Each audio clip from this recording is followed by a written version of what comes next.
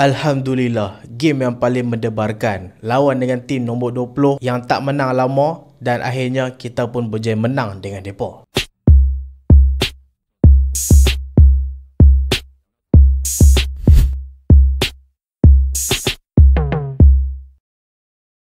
Assalamualaikum dan selamat datang ke Pala Bola Studio. So akhirnya kita berjaya menang 4-1 dengan pasukan Wolf. Bukan setakat menang biasa-biasa. Kita membantai mat. Kita membantai dengan rakus. Macam kalau ayam tu kita gigit-gigit pasukan Wolf. Dan ramai yang cakap, awak fan-fan MU ni celebrate bukan main. Lawan dengan tim nombor 20 je pun. Mereka kutip 2 mata daripada 15 game. Tapi kalau hampa nak tahu, fan-fan MU semua tak percaya yang MU boleh menang game ni. Jujur bak hang. Hang tanya je lah mana-mana fan MU. Game lawan Wolf ni lah antara game yang kita paling takut. Sebab apa? Sebab selalunya tim tu kalau barai lawan dengan MU, tiba-tiba mereka boleh menang. Sebab MU ni lebih kurang macam tim yang buat amal juga kan. Dekat orang-orang yang tak dapat mata, dekat tu lah mereka bagi. Tapi kali ni tak. Kita tak kalah. Kita berjaya menang 4-1 dengan pasukan Wolf. So kalau kita nak recap sikit, performance kita agak barai dalam game ni. Lagi-lagi masa first half. Hang bayangkanlah betapa barainya kita dalam game ni. Pasukan Wolverhampton 5 game mereka tak skor tau. 5 perlawanan bukan tak menang, tak skor walaupun 1 gol, tapi lawan dengan kita tiba-tiba boleh skor pula. Termasuk game ni 8 game straight kita tak dapat clean sheet. Daripada goal scoring musim ni memang kita tak ada masalah.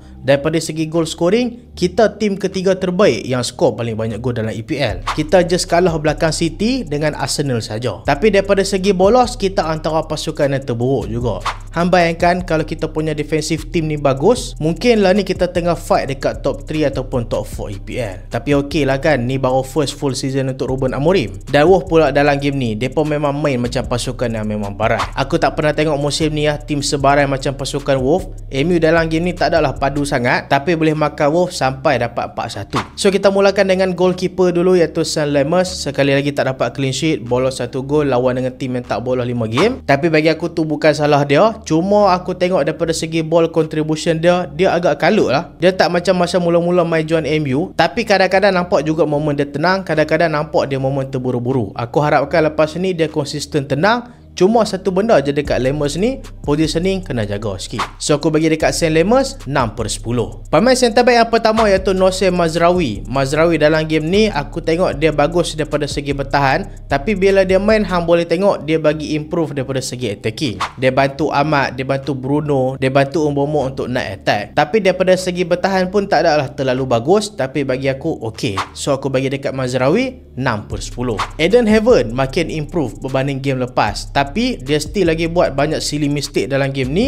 Cuma nasib baiklah dalam game ni tak dihukum. Ada 2 kali yang kesilapan aku boleh kesan dalam game ni dia buat mistake, tapi nasib baiklah masa ni play Wolf pun galik juga. So aku bagi dekat Eden Heaven 6/10. Dia ni antara future talent juga untuk kita. Luke Shaw, satu-satunya centre back dalam line up first 11 kita yang betul-betul solid performance dia daripada awal game sampai habis game. Tapi dia ada sekali lah buat mistake, hampir-hampir buatkan MU kena bolos. Tapi tu bukan salah daripada dia sebenarnya. Waktu tu Lemers passing kuat sangat, dia tahan bola tak kena. So aku bagi dekat Luke Shaw 8/10. Kita masuk dekat midfield pula iaitu Casemiro. Sekali lagi kelas performance daripada dia, hadap pressing daripada pasukan Wolf. Dan kalau kita tengok gol pertama yang Manchester United score dalam game ni, gol Bruno, masa tu siapa yang buat press? Casemiro yang press Andre supaya Andre tu terlepas bola, dapat dekat Cunha passing dekat Bruno score. So aku bagi dekat Casemiro 7/10. Partner kepada Casemiro, Bruno Fernandes. Memang mantap dalam game ni. Dia dapat 2 gol, 1 assist. Dan dalam game ni dia banyak mulakan gerakan-gerakan menyerang dengan hantaran dia kanan, kiri. Memang arkitek betul dalam game ni.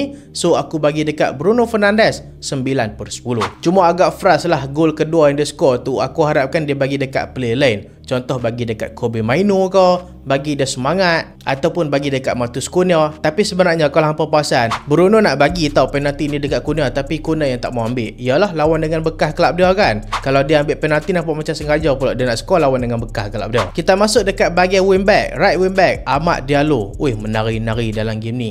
Dia punya performance memang kelas. Tapi sayanglah, aku selalu nak sangat Amad Diallo ni skor gol, sebab aku rasa dia deserve untuk dapat gol. Dan dalam game ni yang menarik dia tak selfish. Dia suka passing dekat orang lain. Tapi sayang, tiba-tiba dia tak selfish, Mbeumo pula selfish dalam game ni. So aku bagi dekat Amad Diallo 8/10. Solid performance daripada dia dekat belah kanan. rajin menyerang, rajin bertahan. Dalot dekat belah kiri sekali lagi ada game yang cukup baik. Game lepas dia score dan kali ni dia buat assist pula. Daripada segi link up play, daripada segi performance individu, bagi aku Dalot memang cemerlang dalam game ni.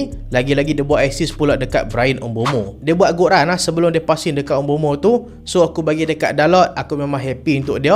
Aku harapkan dia kekalkan performance macam ni. So aku bagi dekat Dalot 8/10. Kita masuk dekat attacking midfield. Attacking midfield pertama iaitu Bryan Mbeumo. Walaupun dia score dalam game ni, tapi still ni bukan the best performance daripada dia macam kita tengok masa awal-awal musim, tapi makin bagus lah. Cuma kalau kita tengok masa first half dengan second half, attacking Manchester United nampak kalut tau. Masa first half attacking kita nampak kalut dan tak tenang. Second half attacking kita nampak kalut dan tenang. Sebab itulah kita boleh skor banyak gol.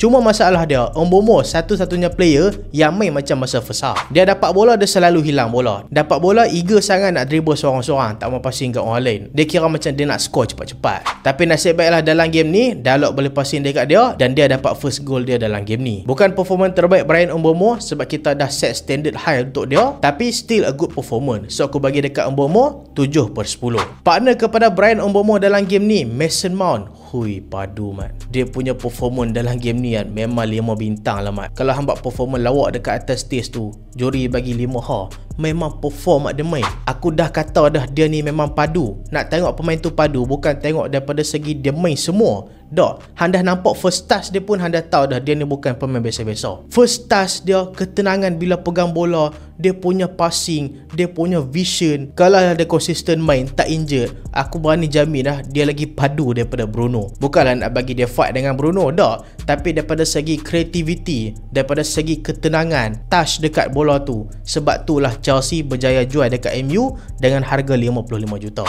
Sebab kita ingat Mason Mount dekat Chelsea macam mana. Dia kita tahu, semua tahu dia pemain yang padu. Cuma dia dirosakkan kecederaan saja. Tapi musim ni dia getting better and better. Dan bagi aku setakat lah, ni adalah the best performance dia dekat jersey Manchester United.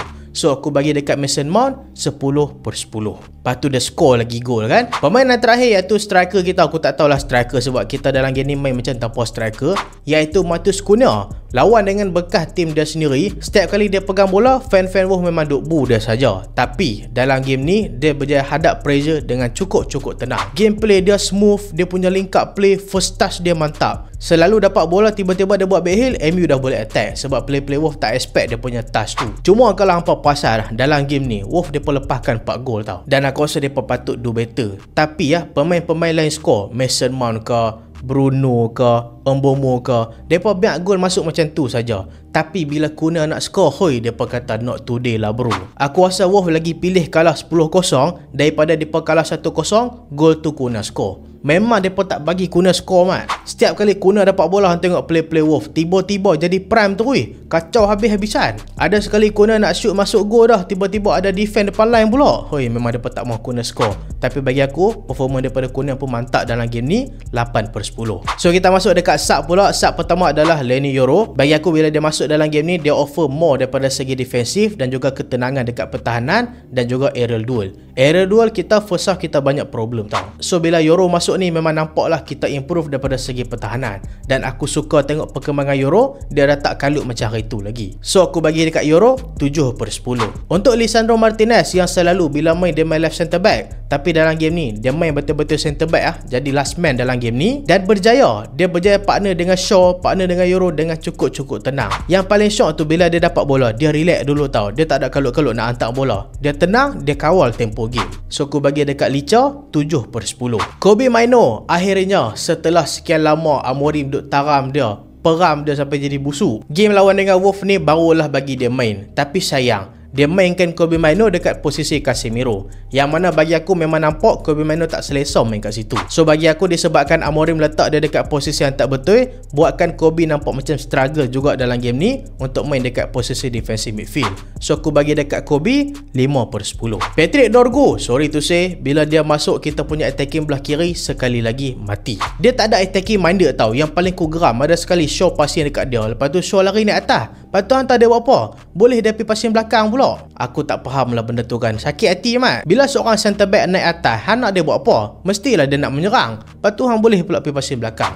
So aku bagi dekat Dorgu 4/10. Aku harap dia improve sebab Dalot makin improve day by day. Pemain seterusnya iaitu Joshua Zirkzee. Dia ni masuk lewat, tapi bagi aku bila dia masuk lewat pun dia still main bagus juga dan rajin ligang bola. Tapi itulah nampak koyak kan bergaduh dengan Moscow atau kena kad kuning. Aku bagi dekat dia 6/10. So kita masuk dekat coach pula iaitu Ruben Amorim. Berapa rating aku untuk Ruben Amorim dalam game ni? Good taktik, lagi-lagi second half. Second half memang kita dapat nampak mungkinlah dekat dressing room tu Amorim taram habis-habis play dah, suruh relax masa menyerang. Sebab masa first half mereka tak relax, second half memang nampak improve gila daripada segi attacking. Bukti dia kita boleh score lagi 3 gol, compare dengan first half kita score 1 saja. Tapi bila aku puji Amorim ni bukanlah aku nak kata perfect, cuma dalam game ni kita ada masalah daripada segi defending. Defending kita antara the biggest problem, kita tak boleh naik dekat top 4. Kalau defend kita solid, kita dah boleh naik top 4 lama dah. So aku bagi dekat Ruben Amorim 7/10. So apa pendapat apa untuk game ni? Adakah apa berpuas hati kita menang dengan pasukan nombor 20? Cuma itulah yang galak tu kita bolos. Tapi dalam preview lepas aku cakap bolos pilih berapa banyak gol pun kita nak 3 mata. Paling penting tu 3 mata. So itulah video kali ni dan terima kasih sebab tengok sampai habis.